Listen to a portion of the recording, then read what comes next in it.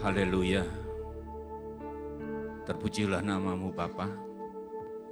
Terima kasih untuk kasih-Mu yang begitu luar biasa Tuhan.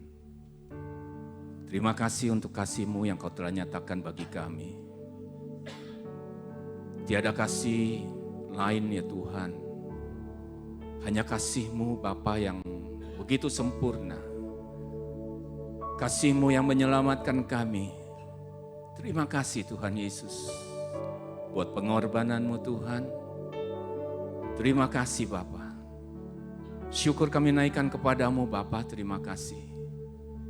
Kalau hari ini Tuhan, kami boleh memuji memuliakan nama-Mu.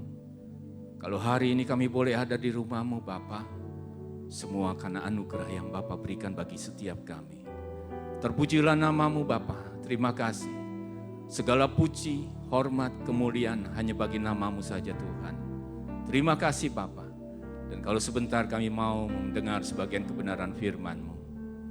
Kami mau membuka hati kami, biar kuasa Roh Kudus-Mu Tuhan yang melingkupi setiap hati kami, yang mengajar kami Bapa, sehingga kami boleh mengerti akan setiap kebenaran firman yang ditaburkan. Kuasai ruangan ini Tuhan.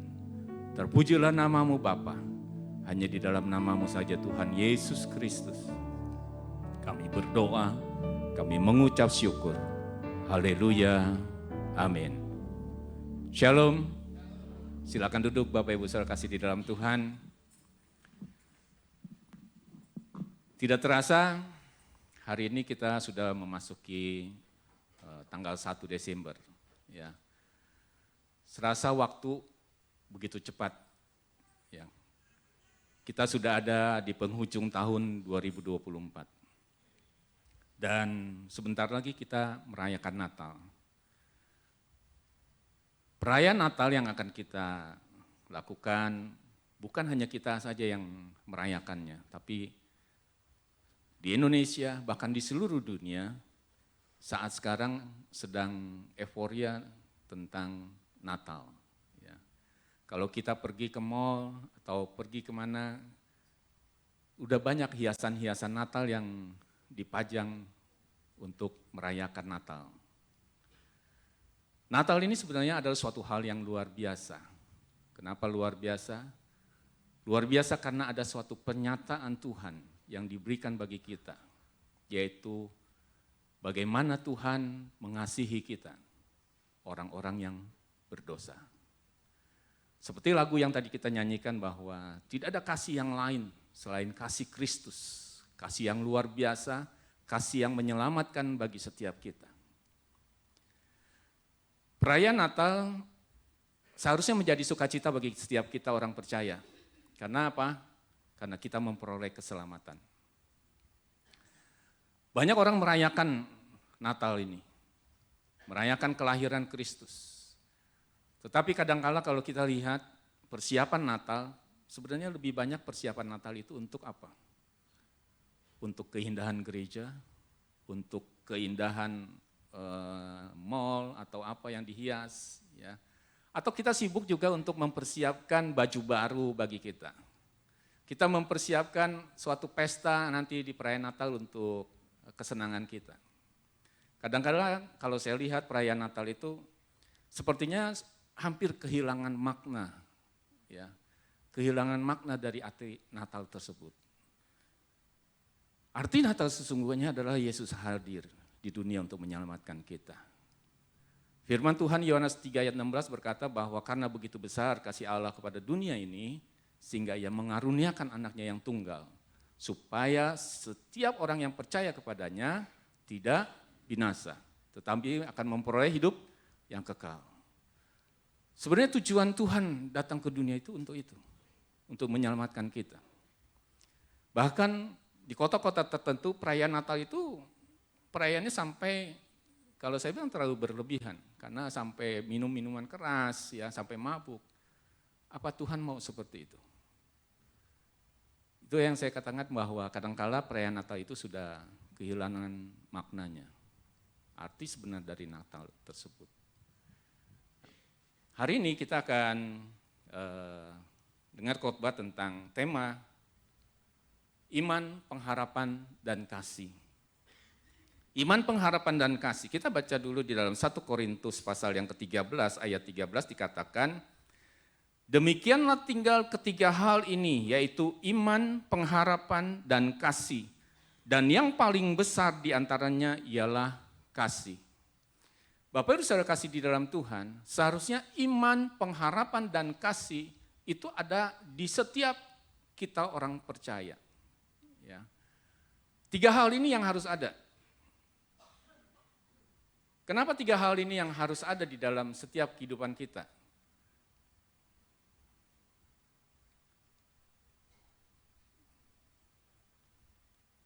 Juan tolong PPT-nya.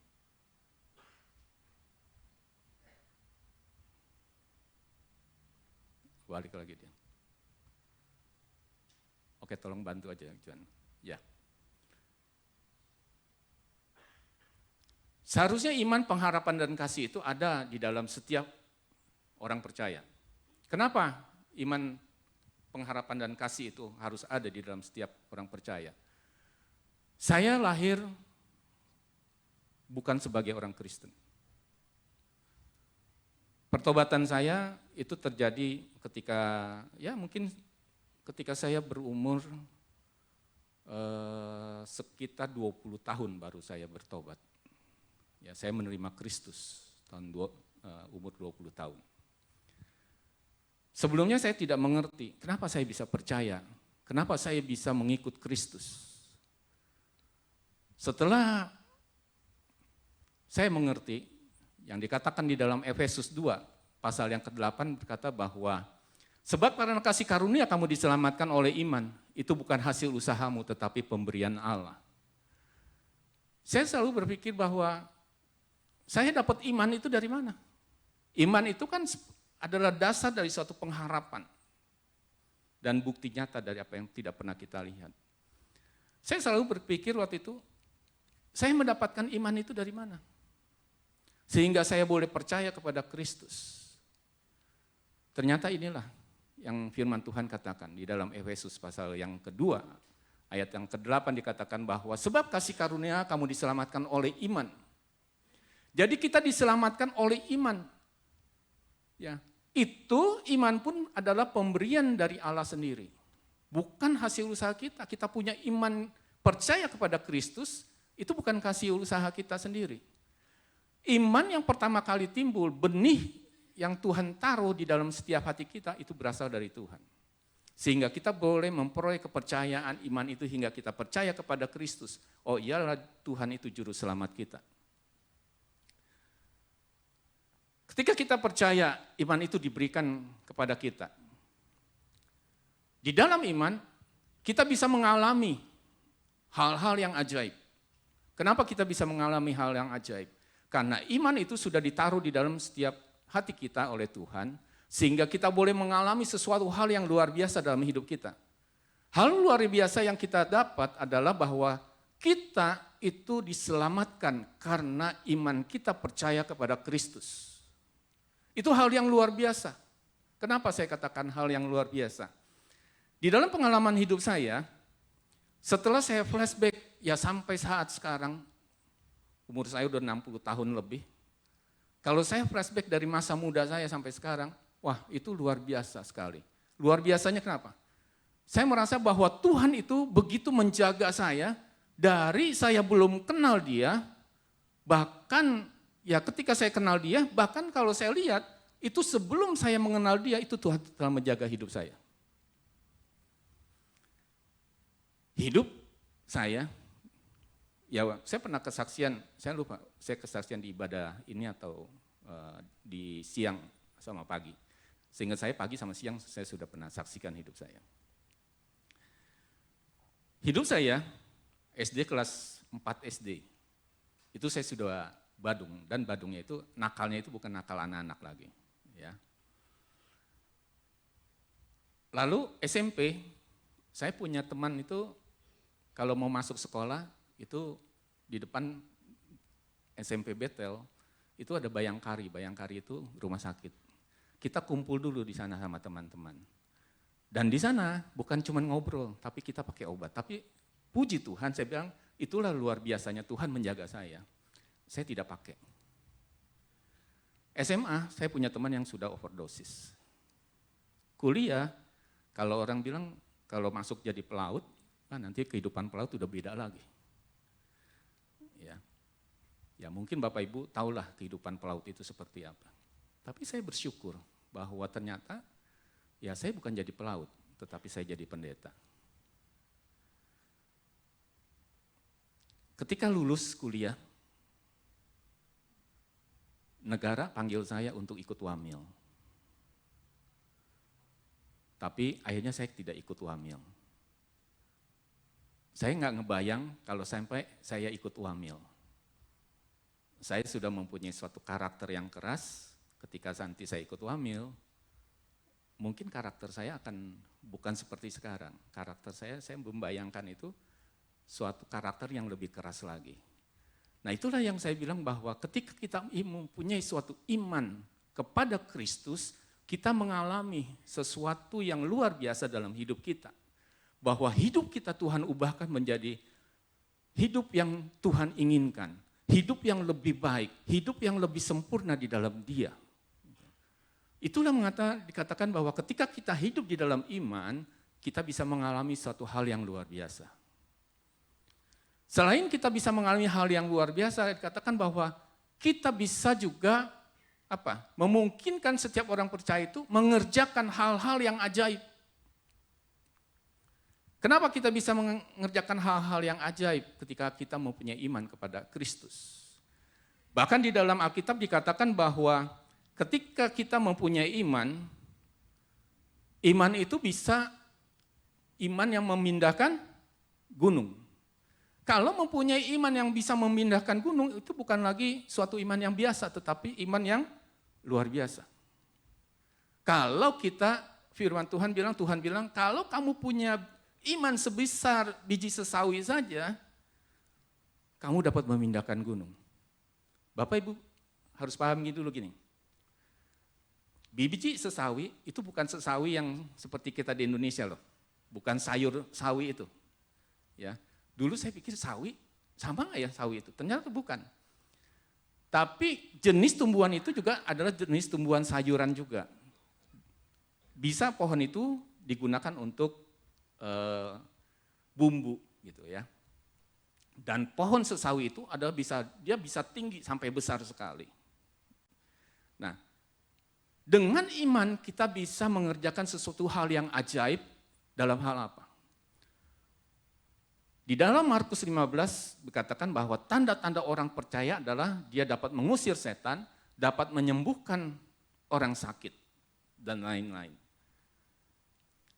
Di dalam SPY, pasti Bapak Ibu juga akan diajarkan bagaimana mendoakan seseorang, saling mendoakan, sehingga kuasa doa itu terjadi di dalam hidup kita. Ketika kita mempunyai iman, Tuhan memberikan kuasa kepada kita. Kuasa untuk apa? Kuasa untuk mengusir setan. Kuasa untuk apa? Kuasa untuk menyembuhkan penyakit. Jadi ketika kita mempunyai iman, kita bisa mengerjakan sesuatu hal yang luar biasa. Itulah yang Tuhan kasih kepada kita. Selain itu, hal yang pertama tadi, dengan iman kita percaya bahwa Yesus Kristus itu datang ke dunia untuk menyelamatkan hidup kita. Dia yang lahir 2000 tahun yang lalu sebagai bayi, dia untuk menyelamatkan kita. Tetapi ketika kita mempunyai iman, di dalam 1 Korintus 13 ayat yang ke-12 dikatakan seperti ini. Karena sekarang kita melihat dalam cermin suatu gambaran yang samar-samar, tetapi nanti kita akan melihat muka dengan muka. Sekarang aku hanya mengenal dengan tidak sempurna, tetapi nanti aku akan mengenal dengan sempurna seperti aku sendiri dikenal. Ini berbicara apa? Bahwa dengan iman kita percaya juga bahwa Yesus yang lahir 2000 tahun yang lalu, dia akan datang kembali untuk menjemput setiap orang yang percaya. Terjadi kerajaan 1000 tahun. Dengan apa? Dengan iman kita. Kita percaya suatu saat nanti ketika saatnya tiba, maka kita akan berjumpa muka dengan Tuhan. Sekarang baru suatu gambaran yang samar-samar, karena dia belum datang kembali. Harus kita sadari bahwa 2000 tahun yang lalu, datang Yesus ke dalam dunia, membawa damai sejahtera bagi setiap orang yang percaya kepada dia. Tetapi Bapak Ibu ingat, nanti dia datang kembali bukan seperti seorang bayi lagi. Dia akan datang sebagai seorang raja dan dia datang untuk menghakimi dunia ini. Ini yang harus kita sadari bersama bahwa nanti Tuhan datang kedua kali bukan seperti seorang bayi yang memberikan damai sejahtera bagi kita. Tetapi ia akan datang sebagai seorang raja yang akan menghakimi. Itulah iman yang diberikan bagi kita. Tolong PPT-nya Juan tetap ditampilkan. Selain iman yang luar biasa tadi, yang pertama tadi kita percaya Kristus itu datang untuk menyelamatkan hidup kita.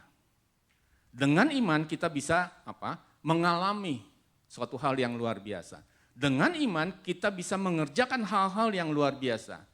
Dan dengan iman kita mengerti bahwa nanti kita bisa berjumpa dengan Kristus. Muka dengan muka. Tidak samar-samar lagi, tidak seperti gambaran yang biasa, tetapi kita akan berjumpa dengan dia. Iman juga yang akan menolong kita. Untuk apa? Untuk kita bisa menghadapi setiap masalah di dalam kehidupan kita. Inilah yang dikatakan iman itu juga kita bisa mengerjakan sesuatu hal yang luar biasa dalam hidup kita. Kenapa? Oleh karena itu, kita harus memiliki iman yang teguh. Kita tidak tahu besok akan terjadi apa, bulan depan akan terjadi apa. Apapun masalah yang kita hadapi, tetapi kalau kita mempunyai iman yang teguh di dalam Kristus, percayalah, Tuhan akan memberikan kekuatan. Tuhan akan memberikan penghiburan. Asal satu syaratnya, kita percaya kepada Kristus, Tuhan dan Allah kita yang sanggup untuk menolong kita. Itulah iman. Kalau kita punya iman, percaya, maka kita bisa melewati segala hal, tantangan apapun di depan kita pasti lewati.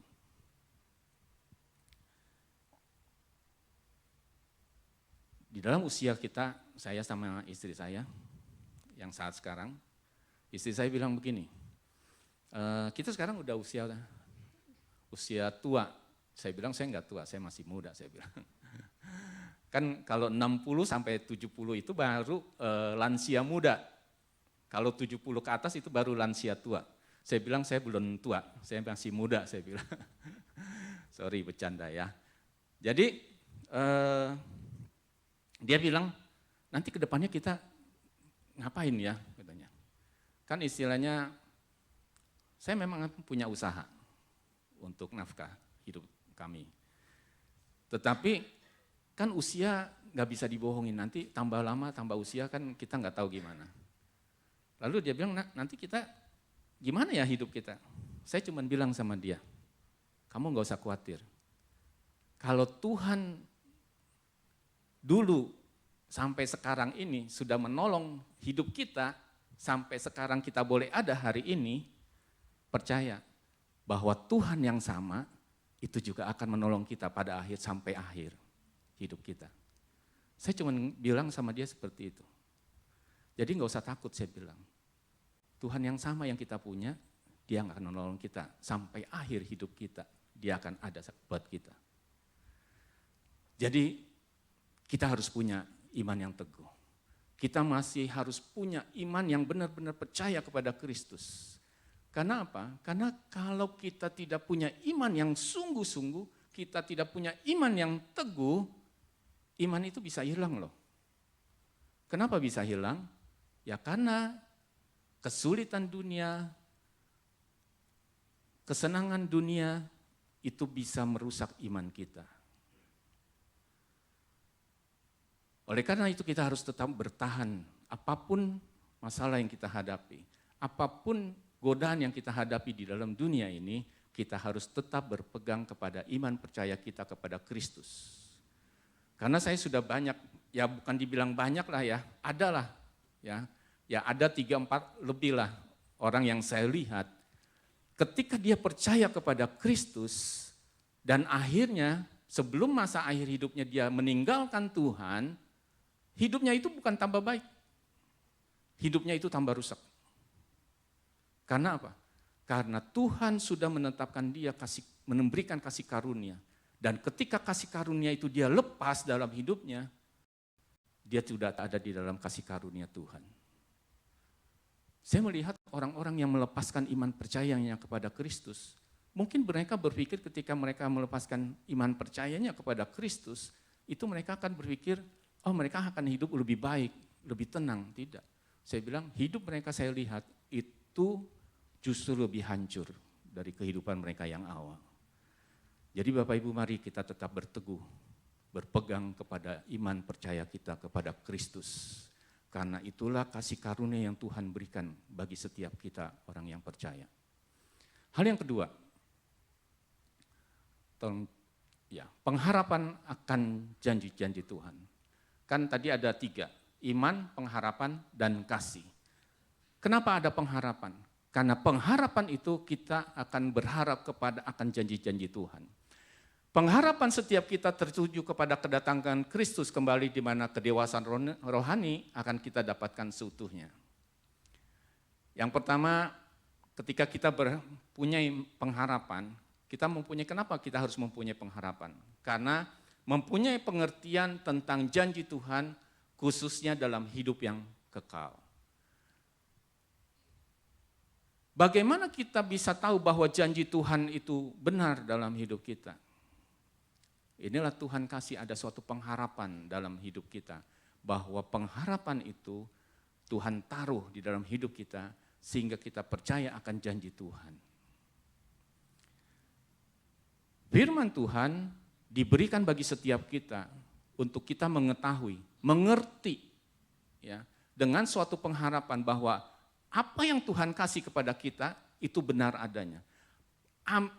Apa yang Tuhan berikan, firman-Nya yang Tuhan berikan bagi kita itu adalah ya dan amin.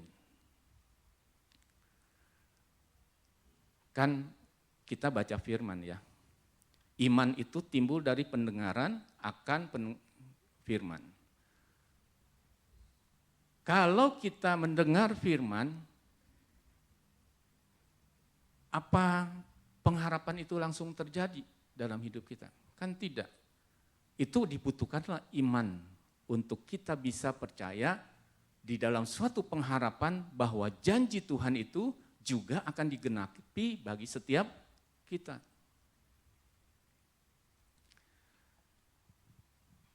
Kalau saya saksikan hidup saya bilang itu luar biasa Tuhan. Bahwa firman Tuhan itu terjadi dalam hidup saya, penggenapan janji Tuhan itu dalam hidup saya itu terjadi. Tapi apa semuanya berjalan dengan baik? Tidak. Ketika saya bertobat ketika umur 20 tahun, itu hidup saya bukan terus, baik-baik aja, jadi berubah langsung, tidak. Titik balik saya, ketika saya benar-benar kembali, ya bukannya kembali ya, karena saya nggak pernah meninggalkan Tuhan. Tetapi titik balik perubahan hidup saya yang benar-benar itu terjadi ketika sekitar tahun 2002-an. Itulah yang saya bilang bahwa saya merasa bahwa itu titik balik hidup saya. Saya mengalami bagaimana kuasa Tuhan. Kalau mengalami kuasa Tuhan, ya sejak saya kenal Tuhan saya udah mengalami mukjizat Tuhan. Tuhan pernah sembuhin saya dari sakit saya. Tuhan sudah tolong saya di dalam setiap kesukaran hidup saya. Itu Tuhan tolong. Ada suatu pengharapan. Di dalam setiap orang percaya, Tuhan taruh suatu pengharapan di dalam hidup kita. Akan janji-janji Tuhan, bahwa janji itu iya dan amin. Dan janji itu pasti digenapi dalam setiap hidup kita, kalau kita beriman kepada Kristus.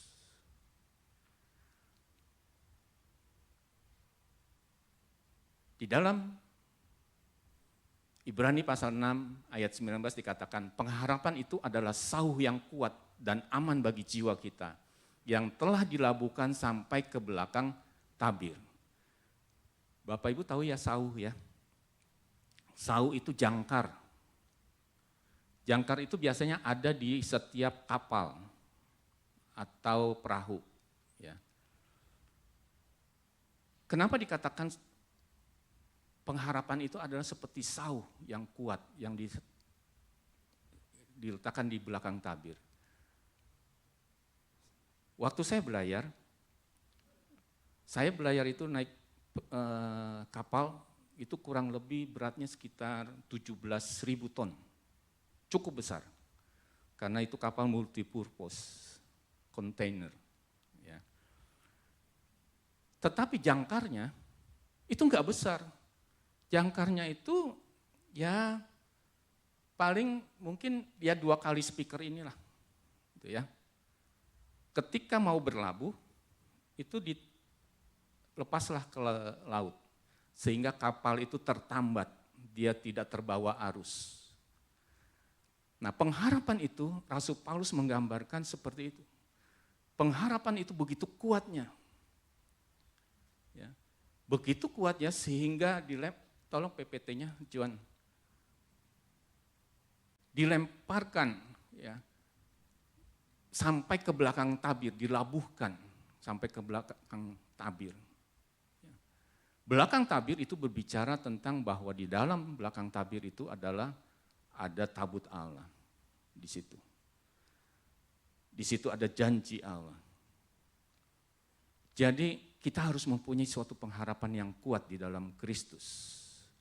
Apapun yang terjadi dalam hidup kita, tetap harus ada suatu pengharapan yang Tuhan kasih kepada kita. Yang penting kita mempunyai suatu iman yang percaya kepada Dia. Ada suatu cerita, tolong tampilkan Juan PPT-nya. Seorang pria, seorang prajurit yang bernama Max Cleland, ini adalah veteran perang Vietnam. Max Cleland ini. Ketika dia ditugaskan ke Vietnam, itu tahun 68 sampai tahun 71. 1968 sampai 1971. 1 bulan sebelum dia mengakhiri masa tugasnya di peperangan perang Vietnam itu, dia harus ditugaskan untuk membangun suatu menara komunikasi untuk keperluan tentara. Akhirnya dia dibawa menggunakan suatu helikopter ke suatu tempat untuk membangun menara komunikasi tersebut. Ketika dia turun bersama teman-temannya, 3 orang, tiba-tiba dia melihat di situ ada sebuah granat yang terjatuh. Kalau dia mengakui itu sebenarnya granatnya dia bilang. Tapi enggak jelas sebenarnya granat dia atau granat temannya. Jadi bukan granat yang dilemparkan oleh musuh, tidak. Setiap prajurit dari tentara Amerika itu diperlengkapi dengan baju anti pelurunya, itu diperlengkapi dengan granat. Nah, granat itu jatuh dan dia dengan refleks dia mau ambil granat itu supaya tidak meledak di situ. Kalau meledak di situ itu akan melukai banyak ya teman-temannya juga. Tetapi ketika dia mau ambil, ternyata granat itu meledak. Sehingga granat itu meledak, itu tangan kanannya hancur. Kakinya dua-duanya hancur. 1 bulan sebelum dia menyelesaikan tugasnya di Vietnam. Akhirnya dia dibawa, waktu itu ya kalau ceritanya dia bilang ya antara hidup dan mati. Ya. Karena ternyata ada serpihan dari granat yang itu kena tenggorokannya juga. Akhirnya dia dipulangkan, 8 bulan dia mengalami trauma, dia mengalami stres. Tetapi ketika dia mengalami stres, ketika dia mengalami trauma, dia membaca firman Roma 5 ayat 5 ini.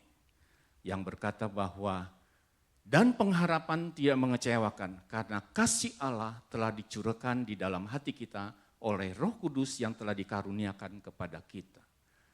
Ayat ini yang dia baca. Ketika dia membaca ayat ini, timbullah suatu pengharapan di dalam hidupnya. Dia mulai bangkit kembali.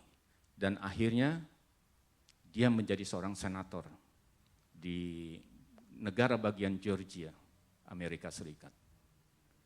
Sampai masa akhir hidupnya, dia tetap mengabdi bagi negara. Dia tidak punya tangan kanan, dia tidak mempunyai dua kaki. Tetapi dia bisa menjadi berkat. Inilah yang Tuhan katakan di dalam Matius pasal yang ke-13. Bahwa bagaimana Tuhan membentangkan tentang biji sesawi, yang Tuhan bilang biji sesawi itu adalah biji yang kecil. Tetapi ketika biji sesawi itu ditabur, ditanam, dia akan tumbuh menjadi suatu pohon yang besar dan burung-burung singgah di situ.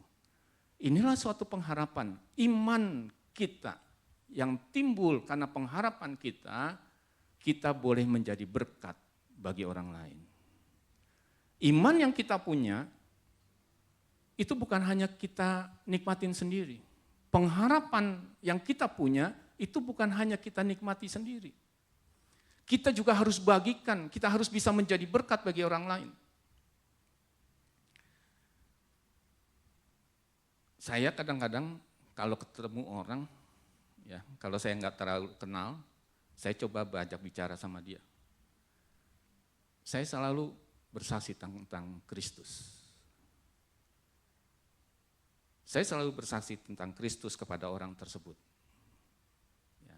Kalau dulu saya pernah sampai konsultasi ya kepada seorang pendeta, saya bilang, saya sudah bersaksi kepada orang tersebut, ke banyak orang, tapi saya bilang, kenapa mereka tidak bertobat juga? Sampai putus asa loh saya. Tapi akhirnya saya konseling, akhirnya pendeta itu bilang sama saya, masalah keselamatan itu kan tadi Efesus 2 ayat 8, keselamatan itu bukannya hasil usaha kita, tetapi pemberian Tuhan, iya kan? Jadi dia bilang, kamu nggak usah menjadi beban kamu. Yang penting adalah ketika kamu mau menabur, kamu tabur aja. Masalahnya benihnya yang kamu tabur itu bertumbuh atau tidak, itu Tuhan yang menumbuhkan. Jadi udah bukan tanggung jawab kita. Tanggung jawab kita adalah kita menabur. Yang memberikan pertumbuhan itu adalah Tuhan. Udah urusan Tuhan, bukan urusan kamu. Yang penting kamu tabur, tugas kamu menabur. Saya malah ada ketika saya kunjungin seorang, yang saya kunjungin gak apa-apa, terima saya. Ternyata suaminya tidak suka ketika saya kunjungin. Bukannya cemburu loh, bukan. Tapi dia gak suka orang Kristen datang ke rumahnya. Karena di depan rumahnya itu ada penyembahan berhala. Nah, satu saat ketika dia bertobat, suaminya ini bertobat, anaknya bilang sama saya, Pak, tahu enggak, kalau dulu Bapak datang ke rumah, itu papa saya mau ambil golok loh katanya. Mau bunuh Bapak katanya. Saya enggak tahu, saya bilang saya enggak tahu. Saya bilang, kalau saya tahu mungkin saya ngeri-ngeri juga datang lagi.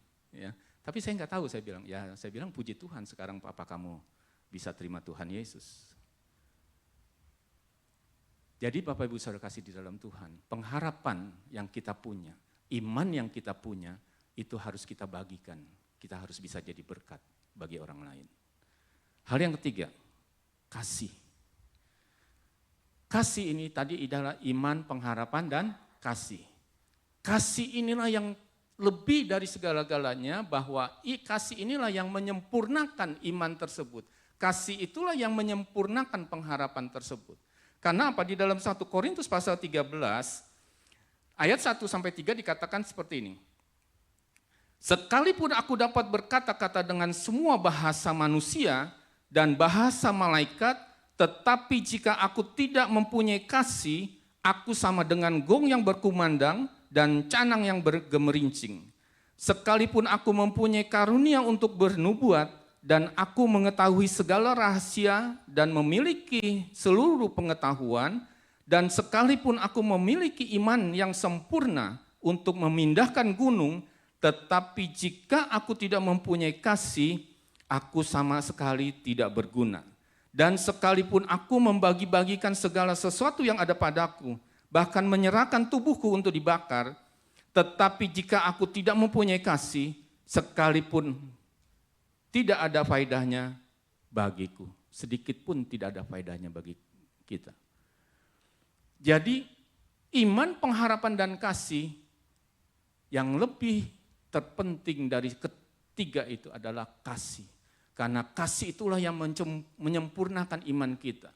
Kasih itulah yang menyempurnakan pengharapan kita. Karena adanya kasih. Kristus datang ke dunia untuk menyelamatkan kita, itu karena kasihnya kepada kita. Kita yang tidak layak, dilayakkannya. Kita orang yang berdosa, kita diselamatkan dia. Karena apa? Karena kasih. Kita bisa segala punya kemampuan, kita punya iman yang hebat, dikatakan iman yang memindahkan gunung, tetapi kalau kita tidak punya kasih, itu tidak berguna. Tetapi kalau kita punya kasih, baru kita bisa menjadi berkat. Bapak Ibu saya kasih di dalam Tuhan, kasih itu kan namanya kasih ya. Kasih itu berarti ada suatu pemberian. Kasih itu merupakan suatu apa? Suatu pengorbanan. Kasih itu bukan menerima, bukan hanya menerima, tetapi kasih itu juga ada memberi. Kasih itu juga harus ada pengorbanan di dalamnya. Kan kita contoh suami istri lah, ya. Pasti suami istri pasti ingin disayang kan? Kan kalau kasih, kan jarang orang bilang, aku mengasihi kamu. Kan jarang, selalu bilangnya aku sayang kamu. Kan sama kan, kasih dan sayang sama. Kurang lebih lah beda, beti lah ya. Jadi, apa ketika kita memberikan kasih kepada pasangan kita, apakah kita tidak mengharapkan pasangan kita juga mengasihi kita? Pasti kita mengharapkan juga pasangan kita mengasihi kita. Kalau kita mengasihi orang yang kita kasih, tetapi orang itu tidak mengasihi kita, itu namanya cinta yang bertepuk sebelah tangan. Dan kasih itu selain memberi, selain pengorbanan, kasih itu juga harus ditunjukkan, harus diekspresikan. Kan firman Tuhan bilang, ketika Tuhan Yesus ditanya, hukum yang terutama apa? Hukum yang terutama yang pertama adalah kasihilah Tuhan Allahmu dengan segenap hatimu, dengan segenap jiwamu, dengan segenap akal budimu. Dan hukum yang kedua adalah kasihilah sesamamu manusia seperti dirimu sendiri. Itu berarti sudah merangkum semuanya. Apa? Berarti kasih. Kasih selain memberi, selain pengorbanan, kasih itu harus ada pengorbanan. Harus juga diekspresikan.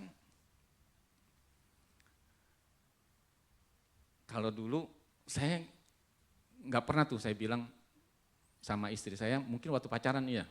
Ketika sudah menikah saya nggak pernah bilang, aku sayang kamu, enggak. Kadang-kadang dia suka tanya sama saya, sebenarnya kamu sayang sama saya enggak sih? Saya cuma jawabnya, bukan saya bilang sayang, tapi saya jawab, kamu ngerasanya seperti apa? Dan ketika saya bilang seperti itu ternyata menyakitkan. Ya.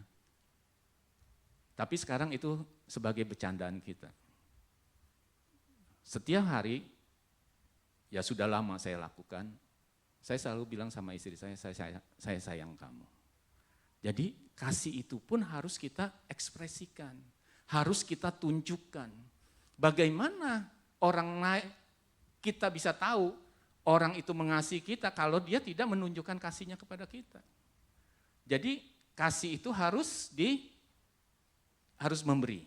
Kasih itu harus ada pengorbanan. Dan kasih itu harus diekspresikan, ditunjukkan gitu loh. Ya. Yang terakhir, saya akan bacakan suatu kasih yang luar biasa. Kasih yang tiada duanya. Kasih agape, kasih yang tulus.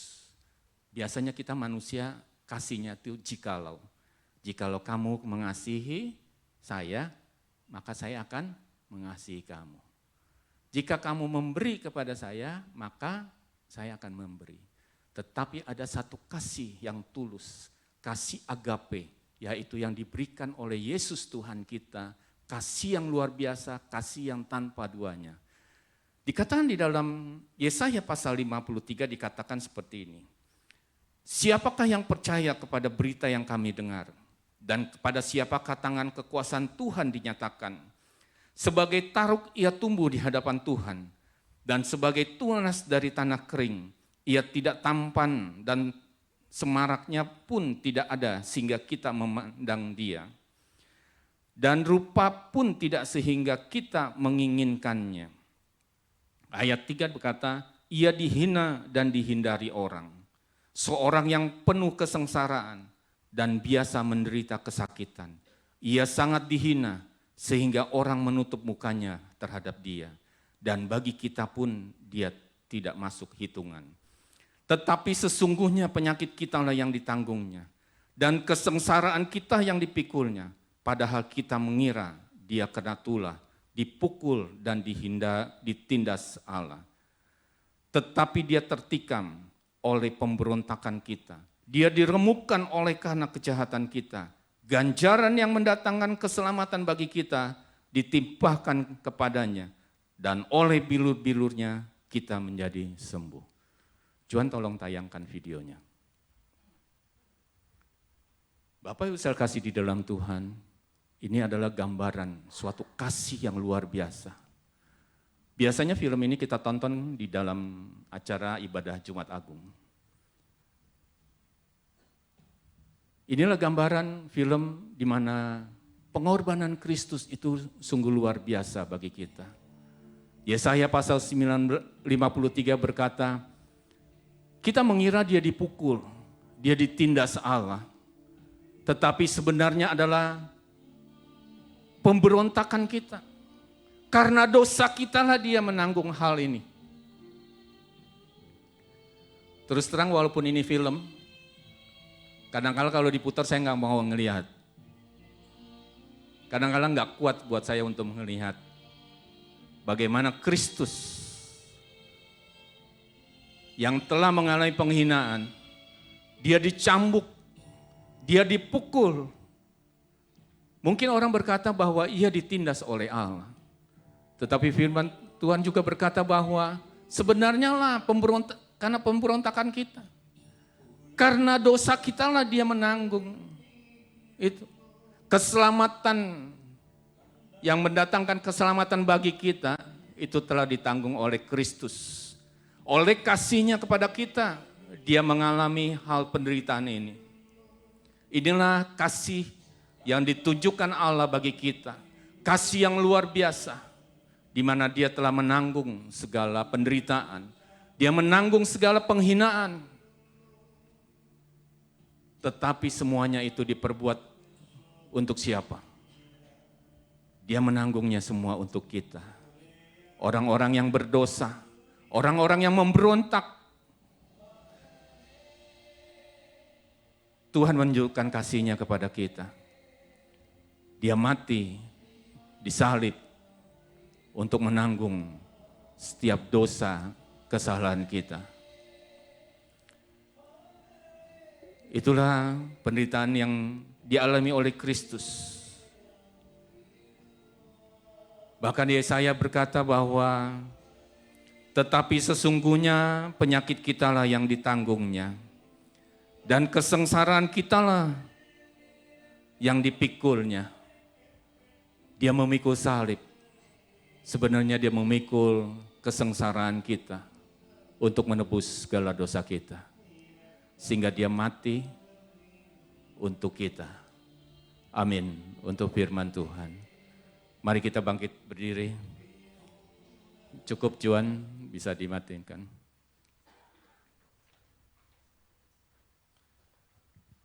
Haleluya. Mari kita berdoa. Segala puji syukur kepadamu ya Bapa. Terima kasih buat setiap kebenaran firman-Mu. Kami percaya Tuhan, kuasa Roh Kudus-Mu yang akan menolong setiap kami untuk lebih lagi mengerti akan setiap kebenaran firman-Mu. Terima kasih Engkau telah menyatakan kasih-Mu. Kasih-Mu yang tiada duanya Bapa. Engkau menyelamatkan kami, menebus segala dosa pelanggaran kami. Engkau Tuhan lewat kuasa Roh Kudus-Mu yang memberikan iman kepada setiap kami. Biarlah iman kami Tuhan boleh bertumbuh di dalam pengenalan kami akan Engkau. Iman kami boleh tetap teguh di dalam Engkau ya Tuhan. Karena kami percaya ada suatu pengharapan di dalam setiap kami. Bahwa janji-janji yang Kau berikan bagi kami, janji-Mu itu iya dan amin bagi kami. Terima kasih Tuhan, terima kasih. Terpujilah nama-Mu Bapa, terima kasih kasih-Mu yang tiada duanya Tuhan. Engkau yang telah memikul setiap kesalahan kami. Engkau yang telah memikul kesengsaraan kami Tuhan. Kami orang yang berdosa. Kami orang-orang yang telah memberontak terhadap Allah. Tetapi Engkau mau menebus kami. Engkau mau menyelamatkan setiap kami ya Bapa. Terima kasih Tuhan Yesus, terima kasih. Terima kasih buat kasih-Mu Tuhan. Terpujilah nama-Mu Bapa, terima kasih. Terima kasih Bapa. Syukur kami naikkan kepadamu Tuhan, terima kasih. Haleluya, haleluya Yesus. Oh, syukur bagimu Tuhan. Terima kasih Yesus. Haleluya. Oh, haleluya. Terima kasih Bapa. Terima kasih ya Yesus Tuhan. Terima kasih buat kasih-Mu. Terima kasih buat pengorbanan-Mu Tuhan. Kami naikkan syukur padamu ya Yesus.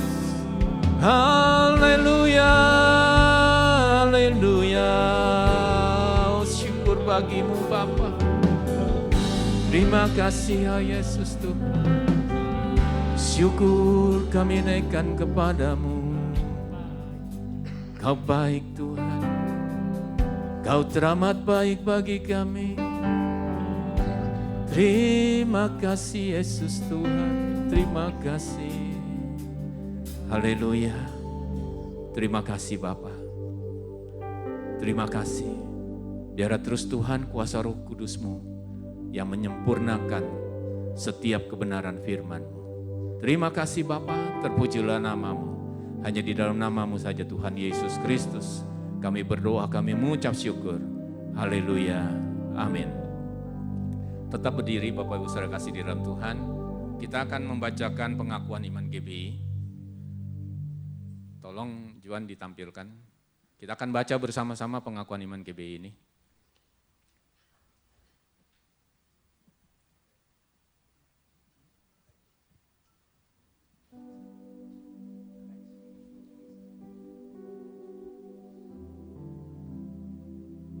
Kita mulai pengakuan iman GBI.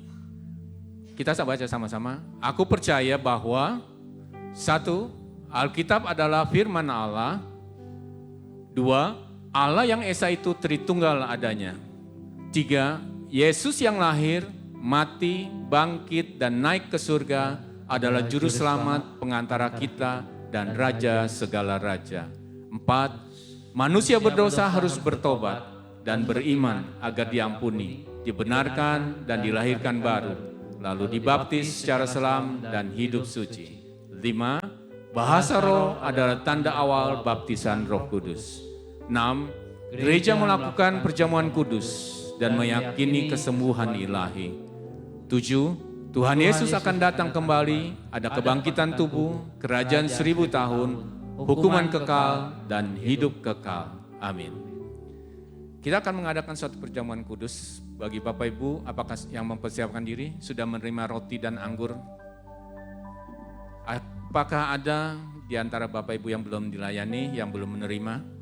Kalau belum ada bisa angkat tangan supaya bisa dilayani.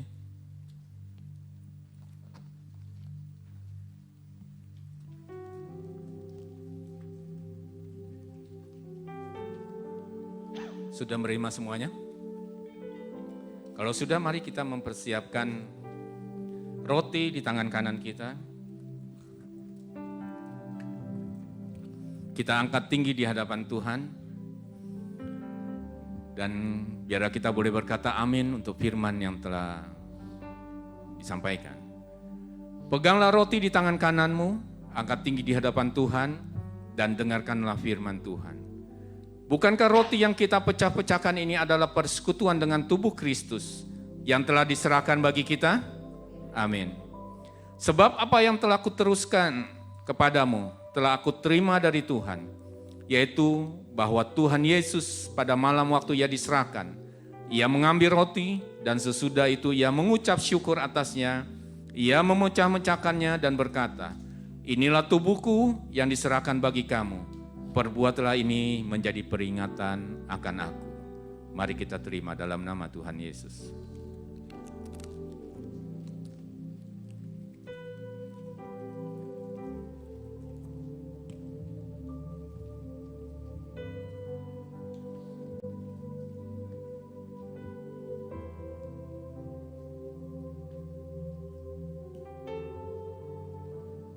Haleluya. Terima kasih Bapa. Terima kasih buat pengorbananmu Tuhan. Kita persiapkan anggur di tangan kanan kita. Persiapkanlah cawan anggur di tangan kananmu. Angkat tinggi di hadapan Tuhan. Dan bukankah cawan anggur yang atasnya kita ucapkan syukur adalah persekutuan dengan darah Kristus yang telah dicurahkan bagi dosa-dosa kita? Amin. Demikian juga Ia mengambil cawan sesudah makan, lalu berkata, "Cawan ini adalah perjanjian baru yang dimeteraikan oleh darahku. Perbuatlah ini setiap kali kamu meminumnya menjadi peringatan akan aku." Mari kita terima dalam nama Tuhan Yesus.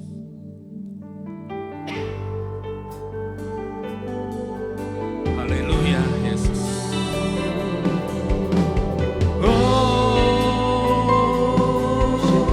Haleluya. Syukur kami naikkan padamu Tuhan. Terima kasih ya Yesus Tuhan. Syukur kami naikkan padamu. Haleluya. Terima kasih buat pengorbanan-Mu Tuhan. Kau telah tebus dosa kami ya Bapa. Kau curahkan darah-Mu bagi kami ya Yesus. Haleluya, haleluya, haleluya. Oh, syukur bagi-Mu Tuhan. Haleluya, haleluya.